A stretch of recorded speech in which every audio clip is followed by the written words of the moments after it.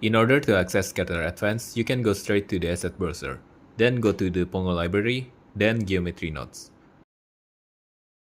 From here, you can just drag and drop Scatter Advanced. Here I will use Suzanne as an example for the scattered object. You can go to the modifiers. First, you can just pick any collection like this. It will directly scatter on top of this plane. There's a lot of feature here, but I will try to explain them one by one. With this approach, it's already faster than using the default particle system from Blender. Here, you can adjust the global density, and also the global scaling. There's also mean distance, which controls how far one object is from another in meters. Sin Z will offset your object with respect to the z-axis. Sit will re-randomize the distribution. I think that covers the basic functionality of the usual scatter system. Now, let's dive deeper into the advanced settings, shall we?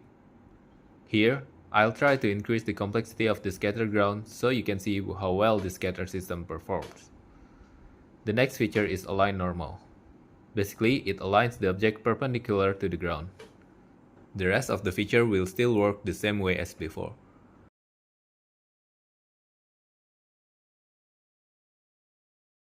There are 5 collection slots here. This means you can combine multiple collections for the scattering. For this example, I'm just using an Ica sphere.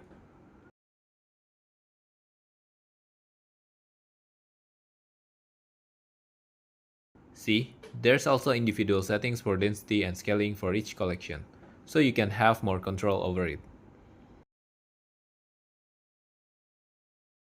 Let's go to the next section, which is scale. There's scale minimum and maximum, meaning the scatter object will have this range of scale. Kill threshold will delete all the instances below a certain scale. Next section is offset. It will create an offset like this. Also, there's outer offset. And lastly, you can invert the distribution. Also, this feature applies to multiple mesh islands in single object. So that's quite powerful somehow. Next, we have rotation. It's pretty straightforward. It rotates all the instances at once, or randomize the rotation. Next, we have noise. This section is the hardest part. If you master this section, you will have natural scatter distribution in your scene. The first one is noise scale. The smaller the scale, the bigger the pattern, and vice versa. Here, I tweak the min-max scale first, so you can see more clearly what's going on.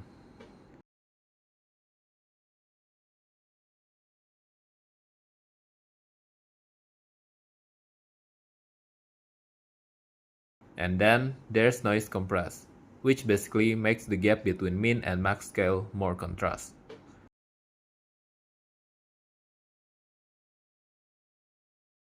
Noise offsets the location of the noise. Noise roughness, basically you can see this as how detailed the noise is. There's also compress min and compress max. It's like the kill threshold but for the noise. The min thresholds the min scale, while max threshold the max scale.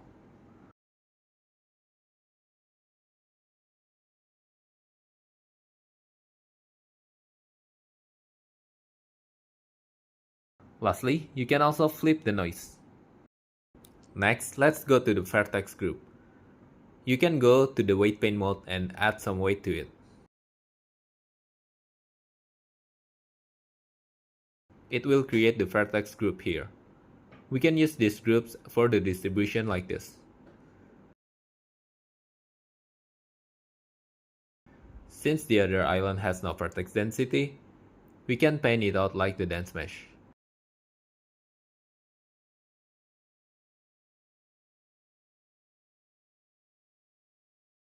So be careful, this approach only works with meshes with high density vertices.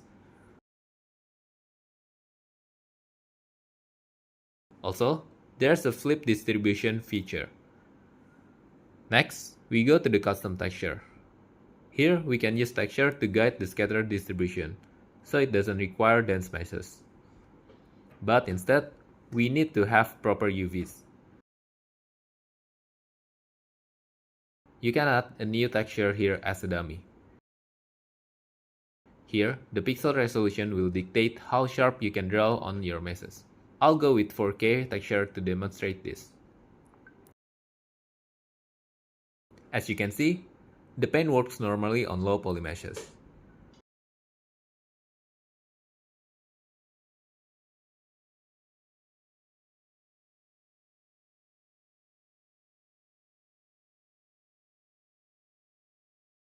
To use this mask texture, you can pick the texture from here. See, it will basically do the same thing as Vertex Group.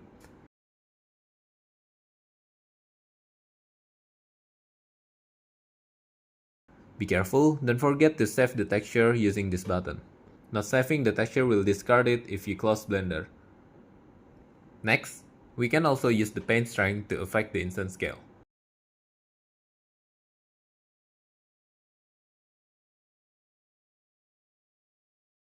It's really mind-blowing, isn't it?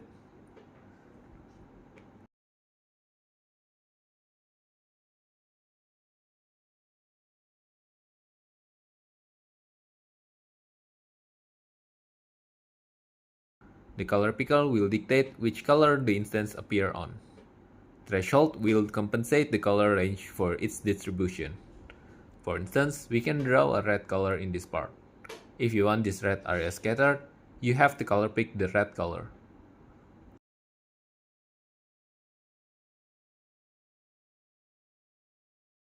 Next, we have material picker. It works if we have multiple materials assigned to the mesh.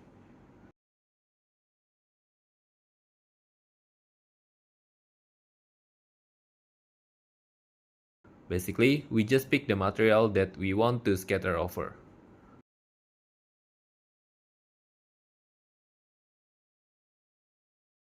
Also, you can combine all these features and really have a complex setup that suits your needs.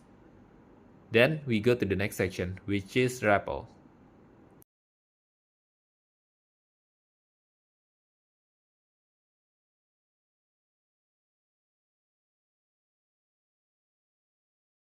It's basically repelling the scatter object from the pick collection.